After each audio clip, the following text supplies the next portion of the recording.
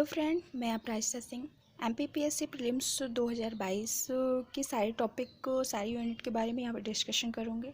So friend, हमारी topic चल रही थी यूनिट फर्स्ट, जिनमें हम पढ़ रहे थे मध्य प्रदेश का प्राचीन इतिहास। ओके, और मध्य प्रदेश के प्राचीन इतिहास में कुछ टॉपिकें हो गई हैं, अभी कुछ टॉपिकें बची हुई हैं, जिनमें से आज की टॉपिक है मध्य प्रदेश में राजपूत काल।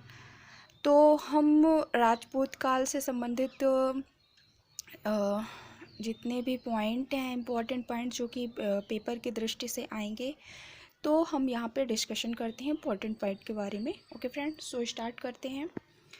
मध्य प्रदेश में राजपूत काल। मध्य प्रदेश में राजपूत काल की शुरुआत मतलब राजपूत काल कौन कौन से हैं?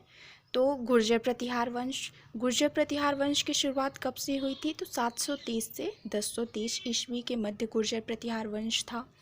अब यहाँ पे हम देखते हैं कि गुर्जर प्रतिहार वंश का संस्थापक कौन था। तो गुर्जर प्रतिहार वंश का संस्थापक नागभट्ट प्रथम था, और मतलब इसने अपने गुर्जर प्रतिहार वंश की स्थापना नागभट्ट प्रथम ने 730 ईस्वी में उज्जैन में की थी। ओके फ्रेंड, और उन्होंने अपनी पहली राजधानी कन्नौज और दूसरी राजधानी उज्जैन रखी। अब देखते हैं कि गुर्जर प्रतिहार वंश के प्रमुख शासक कौन कौन से थे। तो गुर्जर प्रतिहार वंश के प्रमुख शासक थे नागभट्ट, रामभद्र, मिहिरभोज, वत्सराज, नागभट्ट द्वितीय, जिनको वास्तविक संस्थापक भी बोला जाता है गुर्जर प्रतिहार वंश का, और यशपाल।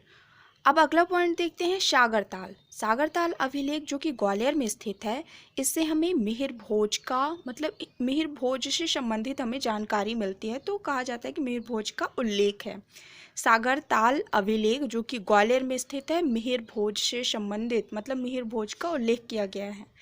अगला पॉइंट देखते हैं मिहिरभोज। मिहिरभोज के समय अरबी यात्री सुलेमान मध्य प्रदेश आया था। ठीक है, और अगला पॉइंट देखते हैं ग्वालियर अभिलेख जो है, ग्वालियर अभिलेख में मिहिरभोज को आदि बराह कहा गया है।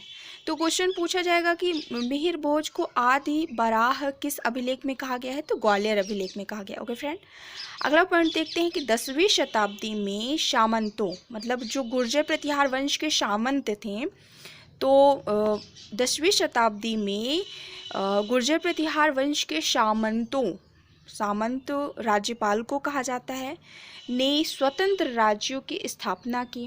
ठीक है, अब इनके सामंत में बुंदेलखंड जो क्षेत्र था उसमें चंदेल, मालवा क्षेत्र में परमार, और त्रिपुरी क्षेत्र में कलचुरी राज्य मतलब कलचुरी वंश राज्य स्थापित हुए स्वतंत्र राज्य के रूप में। ओके फ्रेंड, अब अगला पॉइंट देखते हैं यहाँ पे कि गुर्जर प्रतिहार वंश के सामंत कौन थे। तो गुर्जर प्रतिहार वंश के सामंत मतलब राज्यपाल चंदेल थे, परमार थे और करचुली थे। ठीक है फ्रेंड, अब देखते हैं चंदेल वंश। चंदेल वंश को जजाक भुक्ति वंश के नाम से भी जाना जाता है, और बुंदेलखंड क्षेत्र को भी जजाक भुक्ति क्षेत्र के नाम से जाना जाता है। अब क्यों जाना जाता है, अब अगले पॉइंट में हम देखते हैं। चंदेल वंश की स्थापना किसने की थी? नन्नुक ने। नन्नुक का मतलब जो नन्नुक थे उनका चंद्रवर्मन भी नाम था। तो चंदेल वंश की स्थापना नन्नुक ने 9वीं शताब्दी में की थी। नन्नुक की पहली राजधानी क्या थी? खजुराहो, और कालांतर में कालिंजर थी। ओके फ्रेंड, यहाँ पे मैंने शासकों से संबंधित राजधानी क्यों बताई, क्योंकि पेपर में क्वेश्चन ऐसे ही पूछे जाते हैं कि इस शासक की राजधानी क्या थी, इस शासक से संबंधित राजधानी कौन सी थी। ओके फ्रेंड, अब अगला पॉइंट देखते हैं। चंदेल शासक जयशक्ति के नाम पर जजाक भुक्ति इस वंश को कहा जाता है। मैंने यहाँ पे बोला था कि जजाक भुक्ति वंश भी बोला जाता है, तो किस कारण से बोला जाता है? तो यही कारण है कि जो चंदेल शासक थे जयशक्ति, इनके नाम पर चंदेल वंश को जजाक भुक्ति भी कहा जाता है। और अगला पॉइंट देखते हैं खजुराहो के मंदिरों का निर्माण चंदेल वंश के शासकों ने करवाया था। अब मतंगेश्वर मंदिर जो है खजुराहो में स्थित है, इसका निर्माण किसने करवाया था? तो हर्षवर्मन ने करवाया था। चतुर्भुज व लक्ष्मण मंदिर का निर्माण चंदेल शासक यशोवर्मन ने खजुराहो में करवाया था। पार्श्वनाथ और विश्वनाथ मंदिर का निर्माण चंदेल शासक राजा धंग ने खजुराहो में करवाया था और राजा धंग की राजधानी कालिंजर थी। ओके फ्रेंड, अब अगला पॉइंट देखते हैं यहाँ पे। चित्रगुप्त व जगदम्बा मंदिर का निर्माण धंग के पुत्र गंड ने करवाया था ना। तो यहाँ पे क्वेश्चन पूछेगा चित्रगुप्त व जगदम्बा मंदिर का निर्माण कहाँ और किसने करवाया था। तो चित्रगुप्त व जगदम्बा मंदिर का निर्माण चंदेल शासक धंग के पुत्र गंड ने खजुराहो में करवाया था। अगला पॉइंट देखते हैं। सबसे बड़े कंदरिया महादेव मंदिर का निर्माण किस शासक ने करवाया था। तो चंदेल शासक गंड के पुत्र विद्याधर ने करवाया था। ओके फ्रेंड, और इस मंदिर की ऊंचाई कितनी है। तो 31 मीटर है। अगला पॉइंट देखते हैं। महोबा में कीर्ति सागर झील का निर्माण किसने करवाया था। कीर्तिवर्मन ने करवाया था। परमार्दी देव को 1182 में पृथ्वीराज चौहान ने हराया था। जो चंदेल शासक परमार्दी देव थे, इनका युद्ध पृथ्वीराज चौहान के साथ हुआ था 1182 में। तो किसकी जीत हुई थी। पृथ्वीराज चौहान की जीत हुई थी, ठीक ना। परमार्दी देव को पृथ्वीराज चौहान ने हराया और परमार्दी देव के सेनापति आल्हा और उदल थे।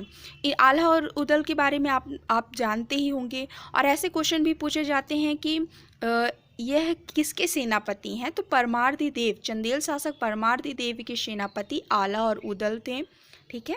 अगला पॉइंट देखते हैं। अंतिम शासक चंदेल वंश का अंतिम शासक हमीर वर्मन था। अगला पॉइंट देखते हैं। कुतुबुद्दीन ऐबक जो था, कुतुबुद्दीन ऐबक के समय कलिंजर पर आक्रमण 1203 में हुआ था और उसी समय चंदेल वंश का पतन शुरू हो गया था, ठीक है।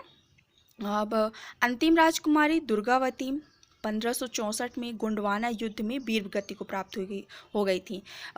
यहाँ पे जो दुर्गावती हैं, राजकुमारी दुर्गावती, वो गोंडवाना के युद्ध में जो अकबर के द्वारा करवाया गया था, अकबर और गोंडों के बीच हुआ था, इनमें रानी दुर्गावती की मतलब वो वीर गति को प्राप्त हो गई थी। और यह युद्ध कब हुआ था। तो 1564 में हुआ था। अब अगले वीडियो में हमारा टॉपिक रहेगा कलचुरी वंश और चेदी, मतलब कलचुरी वंश को चेदी वंशी बोला जाता है। कलचुरी वंश की मध्य प्रदेश में 2 शाखाएं विस्तृत हैं, एक त्रिपुरी शाखा है और एक महिष्मती शाखा है। ओके फ्रेंड, तो अगले वीडियो में कलचुरी वंश और राजपूत काल का वर्णन करूंगी। सो फ्रेंड, वीडियो को पॉज करके आप सारे इंपॉर्टेंट टॉपिक को नोट डाउन कर सकते हैं। और वीडियो अच्छा लगा हो तो वीडियो को लाइक करें, ज़्यादा से ज़्यादा शेयर करें, कमेंट करें किस टॉपिक के बारे में आपको ज़्यादा जानकारी लेनी है। और अगर आप नए हो तो चैनल को सब्सक्राइब करें। Okay, thank you. Like, share, comment and subscribe.